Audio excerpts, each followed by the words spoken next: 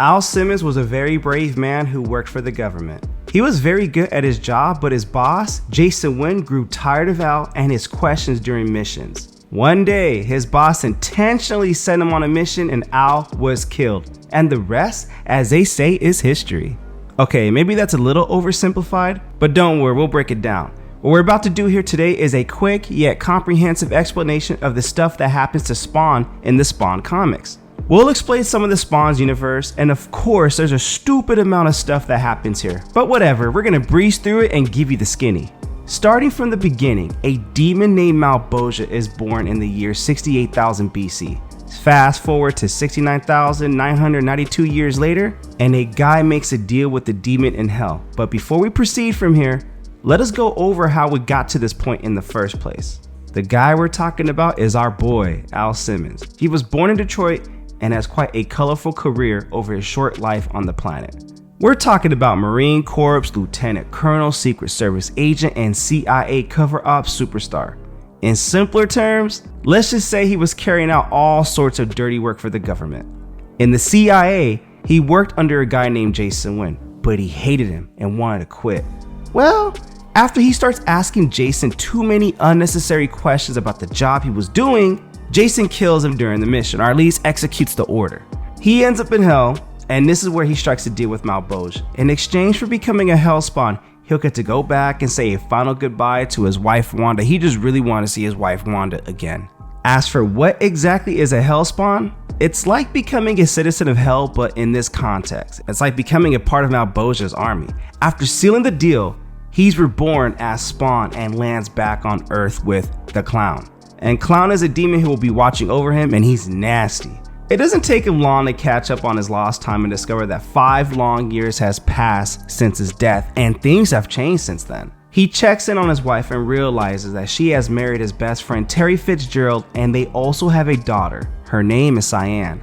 Now, what do you think would have been the healthy thing to do in this situation? Well, whatever you do, just don't ask Spawn, because this man literally just shapeshifts into Terry and does a jiggy with it with Wanda. He finishes, and it leads to Wanda getting pregnant. Actually, that happened in the HBO animated show. I believe it was during the final season. But as for the Spawn comics, I don't think that happened. But we're gonna go back into that. Spawn's journey in the comics revolves around seeking redemption for his past sins while trying to protect the innocent.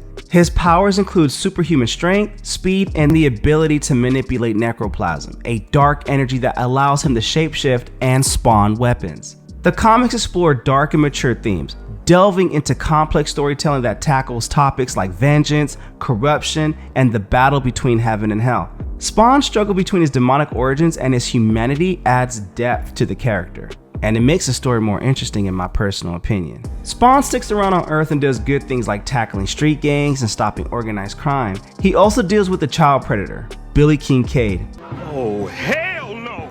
And I think that's cool too, at least from a redemption standpoint. And Malboja likes it because the more criminals Spawn takes out, the more people end up in hell, and that's a good thing for his ambitions between the war of heaven and hell. This builds up Malboja's army. Now, Spawn also meets named characters like Celebrus, the Aardvark, Anti-Spawn, aka the Redeemer, and Angela. Angela is actually an angel sent from heaven whose job is to hunt Hellspawns, while Anti-Spawn is just Jason Wynn in disguise. Well, Jason Wynn was the first Redeemer that was involuntarily recruited.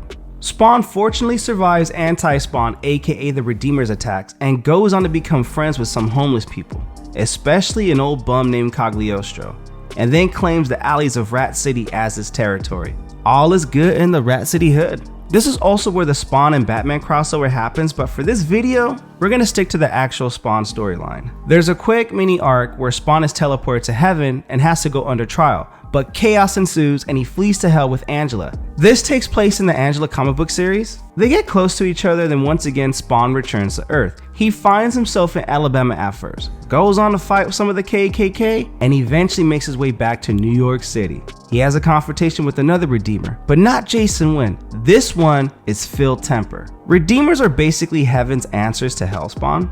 Well, Spawn gets his ass handed to him and his friend gets kidnapped as well. Though at least his costume evolves into something cooler. By the way, Spawn's costume is special. His symbiote is special. As a Hellspawn, he feeds off a substance called necroplasm. but his suit is what acts like an intermission between the necroplasm and himself. It also has a name, which is K7 Letha. Anyways, the upgrade gives him what he needed to do to defeat the Redeemer. Next is the Blood Feud Nightmare Saga, where Spawn has to come to terms with his suit. And that's in the Spawn Blood Feud comic. And we did do a complete breakdown of the saga in another video, but in simpler terms, it's about Spawn's realization that K7 Letha is just trying to help him. The vampire villain, Jin Sung-kul, I might have butchered the name, but he acts as a means to an end to help Spawn understand that he is where he's always been, somewhere between the devil and the deep blue sea, and his suit, K7 Letha, is the only one whom he could always rely on. Now, while Spawn is stuck somewhere between the devil and the deep blue sea, he's also stuck between actions and reactions from both heaven and hell. To tackle these challenges, he is contacted and given new abilities by an emissary from the purgatory. The powers aren't defined, but they do let Spawn ignore the law of physics, that's for damn sure. The way he realizes these powers is painful, but through it all, he becomes aware of the world. He also matures, which is why he doesn't even use the powers until he is jumped by Dark God Urizen. He defeats Urizen, but later learns that this was just a ploy by Malboja. Though with the help of Angela's sacrifice among other things, Spawn manages to kick Malboja off the throne and decapitate his head in a monumental issue of Spawn issue number 100. So Spawn killing Malboja in issue number 100 was a monumental event in the Spawn comics. It was a symbolic victory. Malboja was the embodiment of Spawn's enslavement. He manipulated Al Simmons into becoming a Hellspawn and continuously tormented him. By defeating Malboja, Spawn was striking a major blow against the forces that bound him. It was a declaration of semi-independence. And it was also a turning point for power. Though initially seeming like a huge victory, killing Malboja was complex. It didn't remove Spawn's powers or his ties to hell. Rather, it put him on a different, more unpredictable track. The power dynamics of hell were disrupted, and while Spawn gained some power from this, it also made him a target for other potentially more dangerous foes. A personal milestone. Spawn's character had been driven by guilt, rage, and a desire for vengeance. Killing Malboja was a culmination of those emotions. While it didn't bring the peace Al Simmons craved, it was a pivotal moment in his journey, marking a change in his priorities and outlook. And it was a stepping stone to grander and bigger battles. Although Malboja's death was significant, it revealed that even more powerful forces were at work. And it was a milestone for the fans too, because Spawn 100 was a landmark issue. Killing off a primary antagonist who had been there since issue number 100 demonstrated that Spawn's universe was willing to take bold steps and shake up expectations. It fueled excitement for what laid ahead. So in short, Spawn killing Malboja did the following. It demonstrated that even Hell's rulers weren't untouchable. It fueled Spawn's personal growth. It disrupted the established power structures, and it set the stage for conflicts on a larger cosmic scale. This gets him the chance to be the demon boss, but nah, bruh, he'd rather do his own thing back on Earth. As it turns out, Cagliostro is the OG sinner. You'll know what I mean later. And he was also one of Malboja's Hellspawns. Now, before I go any further, don't forget to check out RatedComics.com for some really cool limited print Rated Comics exclusives to add to your comic book collection. Support the art, support the industry. But with all that being said, let's get back into the content. So going back to Cagliostro is the OG sinner. He sees the current events as an opportunity and seizes the throne of hell for himself. As for Spawn, Cagliostro, or should I say Cain, gives him another shot at life by resurrecting him as Al Simmons on Earth. He's not sure what to do because he also loses his memories, but after an encounter with the witch named Nyx, he ends up getting his memories and his suit back. Keep Nyx in mind, guys, because she's important. Now, Spawn gets captured and tortured by a demon overlord named Mammon. Why is he tortured? It's because Mammon seeks to unlock the secrets hidden within him. Conveniently, Spawn's heart transforms into a boy named Chris, who gets him out and then back to Earth with the help of 2 other lost souls. Once back on Earth, Spawn learns that his body holds thousands of souls, each capable of turning into a Hellspawn. He also finds out that Wanda's twins, whose very existence has been causing chaos, are actually incarnations of God and Satan. The mother of existence is disappointed with all of this, so he gets Spawn and tells him how he can potentially save humanity from the incoming Armageddon. Armageddon is inevitable because of the birth of those twins, and unless something is done, the world and everyone is done for. We're cooked. So Spawn undergoes a test in the Garden of Eden, where he battles disciples guarding the forbidden fruit. The test leaves him done and dusted, but Mother resurrects him with the forbidden fruit. This gives him new powers as well as a new drip. That looks pretty cool right there. So in his angel form, Spawn returns to New York, stops the battle between the angels and the demons, destroys them both, and just like that, he ultimately stops the Armageddon.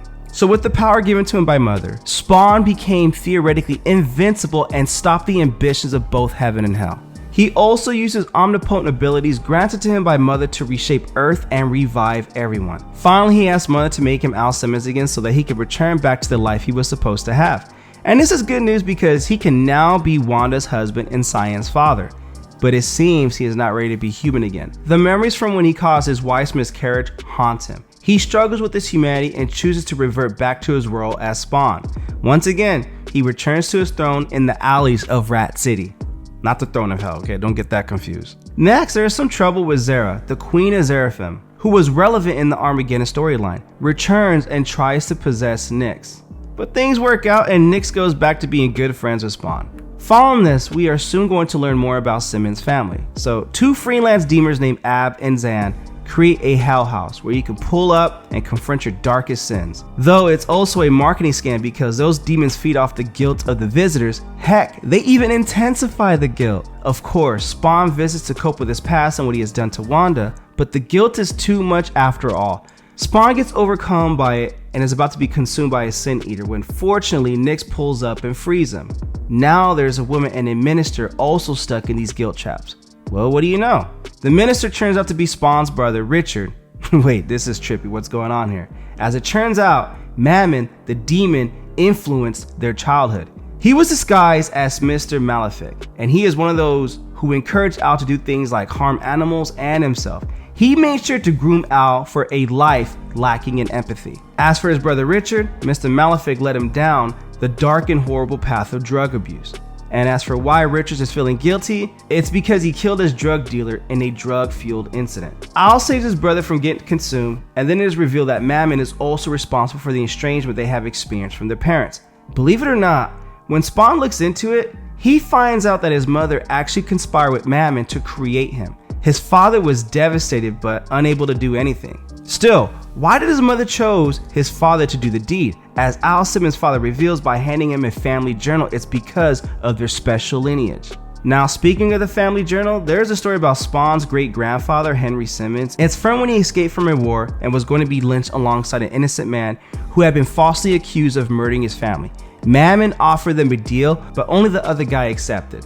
Upon the execution, the guy transforms into Gunslinger Spawn and kills everyone in town except Henry. Mammon makes sure that Henry lives and then reveals that one of his descendants will become a powerful Spawn capable of destroying and recreating the world. Naturally, this is referring to Al Simmons considering how he has already done that. Next, we have Al Simmons' other brother Mark.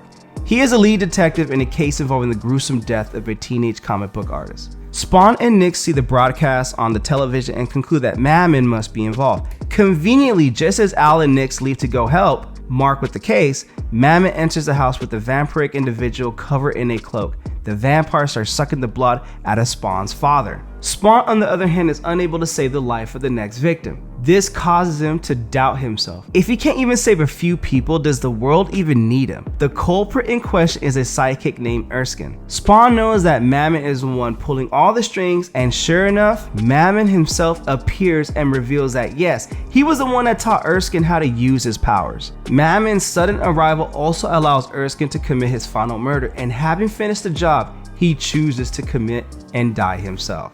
Did I just say die himself? You know what I mean. Commit murder on himself. Anyways, hope you guys are liking the content so far. If you are, don't forget to like and subscribe. As expected, Spawn attacks Mammon and also asks him what exactly he wants from him. Mammon responds that he wants nothing because Spawn is useless now. It is also revealed that Mammon wasn't actually there. He was only using Erskine's powers to create a projection of himself. The projection fades away and all that's left is Spawn on his knees. He makes peace with the idea that he's no longer needed by the world. Now it is revealed that the one in the cloak who was with Mammon is actually a girl named Marana. She gaslights a vampire named Severin to bite Spawn with the vampiric curse. Now this creates some distortion between Spawn and his suit. K7 Letha gets mad at Spawn for being so worthless or feeling so worthless. It then also feeds Spawn his own agenda like Simmons' wife was always gonna leave him. You know, don't be mind messing with bro like that. And the suit also states that it wasn't Spawn who caused the miscarriage either. It was actually his wife. Yo, that's cold-blooded, man. She hated Simmons and decided to not have his child. She, like Terry, was always going to marry him. It takes some suspicion of his disbelief, but Spawn ultimately decides to believe Letha's words. Little does he know that Mammon is also behind what Letha is telling him right now. Whatever, it's all good. He is joined by Marana and her vampire foster parents, and he tells her to prepare herself. Next, we see Wanda and Terry's daughter Cyan.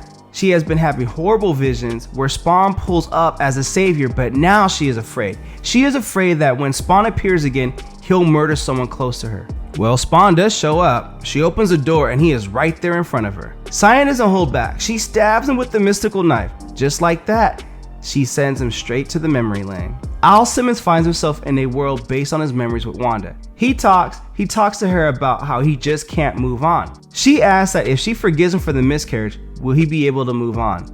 Simmons is adamant, but Wanda simply states that she cannot forgive him, and if something of her late husband is still within him, then she still loves him. This sends Spawn's head in a frenzy. He feels the pain from Cyan's knife, but as he tries taking it out, he notices his wedding ring. This snaps him out of it all. He rejects his suit's agenda and takes the boat to the side. It is then revealed that the K7 Letha has actually been working for Mammon since the beginning so that it given the chance to be and stay on Earth. Though now that Spawn himself is having an existential crisis, K7 forcefully merges with Nyx instead. She struggles as the K7 imposes its will on her. Next thing you know, Mammon reveals how Wanda and Al have always been part of this master plan to breed the perfect Hellspawn. Of course, that much is obvious by now, but remember Simmons' guilt on causing his wife's miscarriage. That's a guilt that he carries, you know? As it turned out, the baby is Marana. She was abducted by Mammon from the hospital on the night when Simmons took Wanda there. Since then, Marana has grown on to become the perfect Hellspawn. She takes over K7 Letha from Nyx and seeks to feed it to her biological parents, souls, because after all, she believes that she was abandoned and therefore has no empathy for her biological parents at all. Fortunately, thanks to Grandma Blake's instructions, Cyan goes hardcore with the precognition abilities and meets an old, wise lady. Once back in the game, she stretches Spawn to call down the lost souls that are still around. It seems that she still has a plan, and from what she tells Nyx, the plan revolves around having Marana defeat the souls. As expected, the souls are ruthlessly slayed and Chris, the last one left. In the meantime, Simmons himself denounces Marana. But all of this is used as a distraction by Cyan to reveal a binding spell to Nyx. This spell was taught to her by the old wise lady she met, as it turns out. The old wise lady learned the spell from an elder version of Nyx. By the way, the old wise lady herself is actually an older version of Cyan. They use a spell to trap Marana and Mammon for all eternity, and well, let's just say that works. In the aftermath of this, Wanda returns to Earth with Cyan and Nyx, while Simmons stays behind in Limbo because he seeks to be reborn as an individual. He starts his journey through hell, and as the story is told, the words of an old wise lady, Spawn becomes the greatest anti-hero. Next, we have Al Simmons' resurrection. As Simmons is on a cross, he is approached by God in the form of a certain dog he had when he was just 9 years old. Now, Simmons learns that he never actually abused Wanda. It was just a fake memory planted by demons to make him commit and die. Another thing to note is that Simmons' unborn child was a son, not a daughter. All this plot twists and this and that and finagling and string pulling here, you know? Unfortunately, his wife has been killed in a mob riot. God sends him back to Earth with the idea that he'll make good decisions, and this is how Spawn's resurrection leads to a new storyline starting from issue 250. He is also given the Sword of the Spirit, and his angel named Mike later shows him that his new suit is made up of souls. Mike also explains that Wanda was taken by Belial, an angel who was punished by God. And while Belial's exact reasoning is unclear, Mike deduces that this must be his way of seeking revenge against God. Simmons then visits his father, who was on death's door because of the cancer. He escorts him to the judgment point and also has a brief encounter with Belial again. He is then approached by one of Satan's changelings who wants to save the people who died in the Titanic sinking. But he knew it was a scam, so he doesn't fall for their tricks. The changeling tells him that he passed the test and offers him quite a lucrative deal. It's Wanda's soul for his suit. Simmons refuses because he doesn't want to make a deal with the devil, at least not again. He then meets Terry and learns that Wanda was on her way to a TV interview when she got caught up in the riots and was attacked. This leads to Spawn going to that TV interview. He finds a demon posing as a human and learns from him that Wanda is being held in the tunnel. This is where Spawn seeks the Violators' help to open the gates of the tunnel. He enters the tunnel to face Satan and to get his wife back. During the fight with Satan, he is once again offered the same deal, which is to trade his suit for Wanda's life. To trade or not to trade? That is the question. Well, he turns down Satan's offer, manages to get Wanda, and then tries to escape, but he is threatened by Satan's comrade, Hellion, that if he doesn't give up the suit, he'll lose Wanda and his unborn child. Ultimately, Spawn succeeds in saving his wife by sending her to heaven thanks to God's help. He once again returns to Earth after closing the portals of heaven and hell, but as expected, he loses most of his powers in the process. Some events happen and we go to Spawn issue 350, where the throne of hell that has been vacant since Spawn issue number 100 has been taken over, which sets off a whole new series of events and rich storyline of Spawn. You can check out the review in this channel, but we have covered every issue of Spawn from Spawn issue number 298 to current, and I will eventually get to every issue of Spawn from issues 1 to 297 at some point. It's a lot of Spawn content, but work with your boy, alright? So guys, the story of Spawn is one of struggle and redemption. We have Al Simmons, a flawed man who sought to protect those he loved, but at the same time, struggled to come to terms with the reality of his circumstances. This story is truly a powerful exploration of the human condition. A tale of love, loss, and redemption, if you will. A reminder that even in the darkest of times, there's still always hope. Or is that a bit too poetic? What do you think? Now, keeping with the theme of Spawn's universe, they are the spin-offs that we need to mention. So we got Spawn. We got pretty intimate with the Spawn series. Even though it was a skinny, we got pretty intimate with that. There will be more Spawn content as we go on and the issues to come, but hopefully this video got you interested and probably a fan and probably subscribing to this channel. Then you got the King Spawn series. So imagine Spawn, but cranked up attitude, and give him a crown, metaphorically speaking, of course. He is the future version of Spawn, a bit of a tyrant, but still haunted by his past. Kind of like that cool uncle who always shows up to the family gatherings with the best stories, but you got Spawn doing his thing. That's King Spawn for you right there. Then you got Gunslinger Spawn. This guy is a total badass from the Wild Wild West, blasting demons with 6-shooters instead of magic.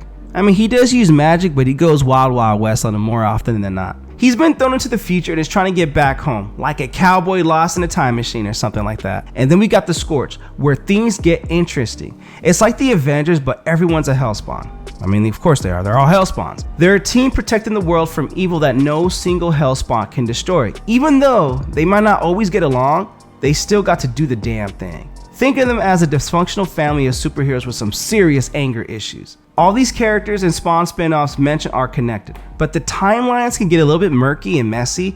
Eventually they do intersect after the events of Spawn issue number 350, where a new ruler of hell takes the throne, which is Nyx, by the way. Then their timelines begin from that event. With that being said, it sometimes feels like the writers are playing their own game of tag in the Spawn universe, and also it feels like the writers are still figuring out who's it. But that's part of the fun, right? I mean, I guess if you can go with the flow, or hey, you just want to, figure it out, right? It's like a giant puzzle waiting to be solved, and you can bet there are plenty more twists and turns to come. So let's not forget the top G detective buddy Sam and Twitch in their Case Files comic that came out in 2024. And it also ties into the Spawn's universe. Sam and Twitch Case Files is a spin-off series that features two longtime characters from the Spawn universe, Detective Sam Burke and Maximilian Twitch Williams. The new series ties into a larger Spawn universe in a few key ways. So it establishes the characters of Sam and Twitch. They've been around since the very first Spawn issue, acting as a bridge between the human world and the supernatural events Spawn deals with. Their spin-off gives them a chance to shine and explore the dynamic in greater depth. Now, while the focus is on the gritty detective work, events in the Spawn series can still impact Sam and Twitch's world.